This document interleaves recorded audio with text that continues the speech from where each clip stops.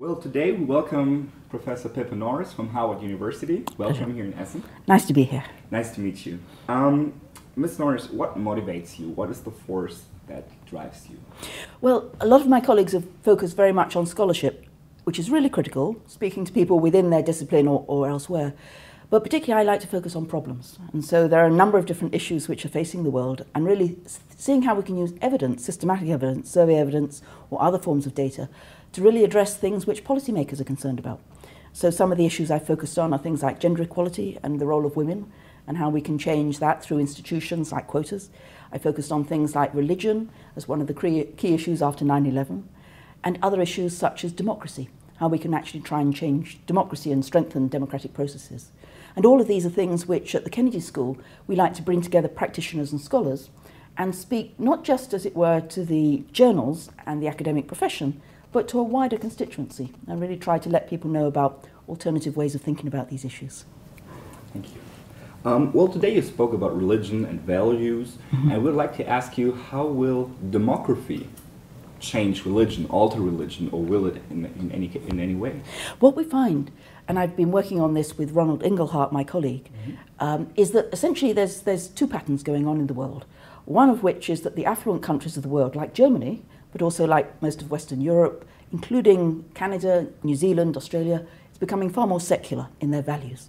So religion as an institution is less important to people. But in many other parts of the world, particularly in developing countries, in poorer countries, religion has become very much more important. And therefore for them, it's a way of really coming together around a set of values. But the demography side is also important because it's also about the changes in population. Most of the secular countries are going down, their population is eroding, people aren't reproducing at the same rate as their parents and grandparents, whereas in the developing world, expanding rapidly. And so what we find is that although there are trends in secularization through the growth of modern industrialized economies, nevertheless the world as a whole has many more religious populations than we've ever had in the past. So it's interesting dynamics, interesting tensions are going on here. So do you personally believe religion can provide answers to the world's most pressing problems? That's complex. That's more of a kind of personal decision, personal faith, personal beliefs. And it's up to individuals to think whether that's possible or not.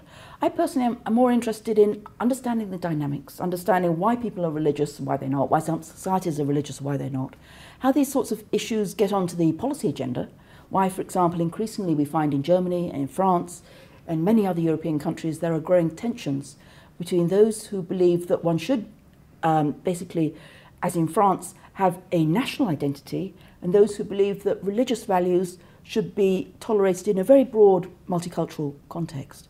And I know there's debates going on in Germany right now, yes. highly topical.